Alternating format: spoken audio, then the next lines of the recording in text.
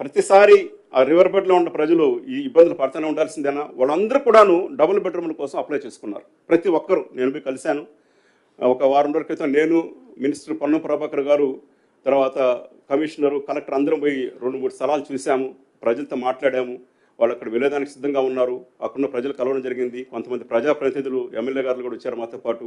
అవి చూసిన తర్వాత అక్కడ మేము అనుకునేది ఏంటంటే, దాదాపు ఒక 3 నెలల క్రితం మూసీ డెవలప్మెంట్ కార్పొరేషన్ వాళ్ళు డ్రోన్ సర్వే చేసి, పైనుంచి డ్రోన్ సర్వే మొత్తం 55 కిలోమీటర్లు సర్వే చేసి దాదాపు 10,600 ఇండ్లు స్ట్రక్చర్స్ ఉన్నాయి.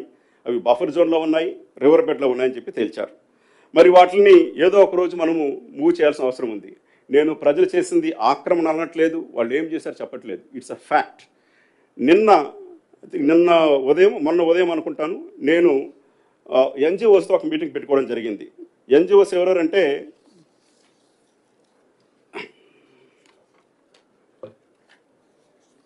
ప్రముఖ ఎన్జిఓలు, వీరందరూ కూడాను అక్కడ ఉన్నటువంటి మూసానగరు వాటిలన్నింటిని కూడాను కాపాడుతూ వచ్చినటువంటి వాళ్ళు. వాళ్ళందరూ వచ్చారు. ఉదాహరణకి ప్రొఫెసర్ హరగోపాల్ గారు వచ్చారు, గౌరవనీయులు.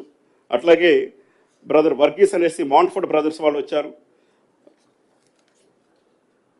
దెన్ లిస్సీ జోసెఫ్ అని ఒక ఆవిడ, వాళ్ళతో ఆల్మోస్ట్ 30 years నుంచి ఆ రివర్ బెడ్లో పనిచేసినట్టు వాళ్ళందరూ కూడా పిలిపించుకోవడం జరిగింది. 15 ఆర్గనైజేషన్స్ వచ్చారు వాళ్ళతో పాటు.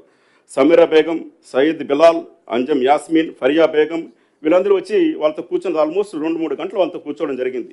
దానికి ముందు వాళ్ళతో ఇంకా కూడాను డీటెయిల్గా మాట్లాడేదానికి కలెక్టర్తో కల్పించాను, కమిషనర్తో కల్పించాను. వాళ్ళు వచ్చిన తర్వాత వాళ్ళ డిమాండ్స్ కూడా తెలుసుకోవడం జరిగింది. వాళ్ళ డిమాండ్స్కి సంబంధించి వాళ్ళు ఏం చెప్తున్నారంటే, సడన్గా మీరు మూవ్ చేస్తున్నారు సార్, బలవంతంగా తీసేస్తున్నారు, మమ్మల్ని కొట్టేస్తారని భావిస్తుంటే, అమ్మ కొట్టాలనుకుంటే ప్రభుత్వం ఎప్పుడు మొదలుపెట్టేది. ఆ ఉద్దేశమే లేదు ప్రభుత్వానికి. మిమ్మల్ని పూర్తిగా అక్కడి నుంచి షిఫ్ట్ చేసిన తర్వాతనే ప్రతి కుటుంబాన్ని వాళ్ళ చేత అంగీకారం తీసుకొని వాళ్ళకి మంచి డబుల్ బెడ్రూమ్ ఇచ్చిన తర్వాతనే చేస్తామని చెప్పాను. ఒక ప్రశ్న అడిగాను వాళ్ళు, నేను మీరందరూ డబుల్ బెడ్రూమ్లకు అప్లై చేసుకున్నారా? అందరూ డబుల్ బెడ్రూమ్లకు అప్లై చేసుకున్నాం. ఎవరికైనా వచ్చిందా? ఇంతవరకు రాలేదు. అది ఒక లాటరీ పద్ధతిలో ఉంది. దాదాపు ఒక 60,000 ఇళ్ళు ఇవ్వడం జరిగింది. ఇంకా కొన్ని నిర్మాణంలో ఉన్నాయి.